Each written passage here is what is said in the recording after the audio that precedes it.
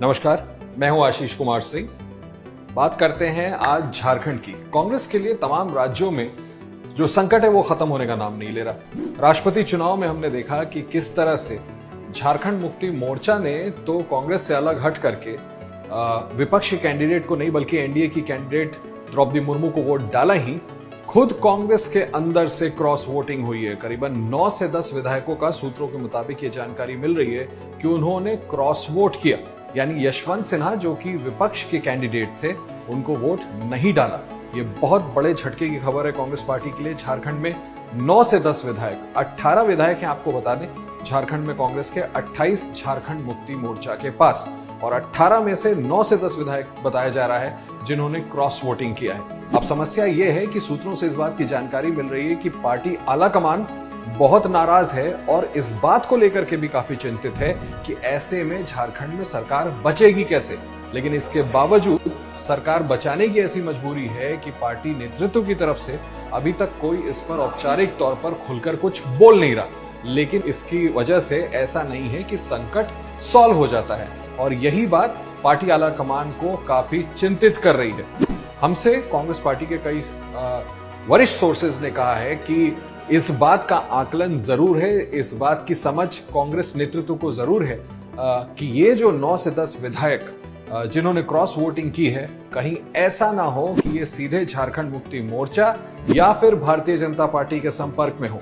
क्योंकि अगर ऐसा होता है तो आने वाले दिनों में बहुत ज्यादा वक्त नहीं लगेगा इन विधायकों का पाला बदल करके दूसरी तरफ जाने में। और अगर ऐसा होता है तो महाराष्ट्र के बाद झारखंड में भी कांग्रेस की सरकार का बलिदान हो जाएगा। कांग्रेस की सरकार से मेरा मतलब झारखंड मुक्ति मोर्चा को समर्थन करने वाली वहां की राज्य सरकार, और ये बहुत बड़े झटके की खबर है। हालांकि कांग्रेस के कुछ नेताओं का ये कहना है क्योंकि द्रौपदी मुर्मू एक ट्राइबल लीडर थी और इस वजह से कुछ ट्राइबल विधायकों ने उनको वोट डाला, इसलिए कोई बहुत बड़ी बात नहीं है। लेकिन गौर करने वाली एक बात और बताता हूं आपको कि एक दिन पहले गुरुवार को जब सोनिया गांधी से एनफोर्समेंट डायरेक्टरेट की क्वेश्चनिंग चल रही थी और कांग्रेस पार्टी ने दिल्ली समेत पूरे देश भर में अलग अलग उनकी राज्य इकाइयों ने विरोध प्रदर्शन किया था, तब झारखंड में जो विरोध प्रदर्शन चल रहा था उसमें भी बताया जा रहा है 9 से 10 विधायक नहीं पहुंचे थे। यानी कि संकट बहुत गहरा है, और ये एक ही बार चोट नहीं पहुंची है कांग्रेस को। इसके पहले भी आप देखिए, झारखंड मुक्ति मोर्चा ने जब विपक्ष ने अपने कैंडिडेट यशवंत सिन्हा का नाम ऐलान किया तो जेएमएम जो कि उनके साथ झारखंड में सरकार में है, कुछ दिन लगाया, पहले सस्पेंस बरकरार रखा और उसके बाद ऐलान कर दिया कि वो एनडीए के कैंडिडेट का समर्थन करेंगे। तभी से ये स्पेकुलेशन होने लगा कि कहीं ऐसा तो नहीं कि झारखंड में सरकार गिरने वाली है और जेएमएम हेमंत सोरेन बीजेपी से हाथ मिला ले। वो आगे की बात है, उस संभावना से भी इनकार नहीं किया जा सकता। ये दूसरा झटका था। सिर्फ यही नहीं, अब आपको याद दिलाते हैं कांग्रेस को मिला जेएमएम से तीसरा झटका। तीसरा झटका क्या था?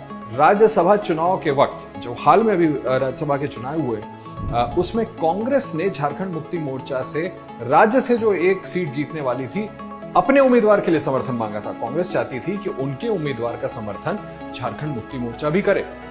फिर वही सस्पेंस रहा, कुछ दिन तक झारखंड मुक्ति मोर्चा ने कुछ नहीं कहा और उसके बाद अचानक हेमंत सोरेन राज्य के मुख्यमंत्री सामने आते हैं और अपना उम्मीदवार खड़ा कर देते हैं।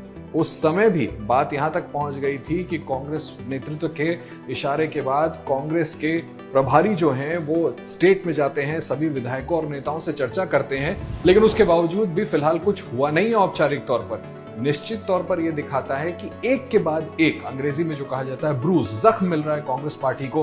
पहले झारखंड मुक्ति मोर्चा ने 2 बार, एक बार राज्यसभा का कैंडिडेट नहीं देखे, दूसरी बार एनडीए की कैंडिडेट को समर्थन देखे, और अब खुद 9 से 10 कांग्रेस के विधायकों का पाला बदलना निश्चित तौर पर कांग्रेस के लिए बहुत बड़ा संकट का सबब है।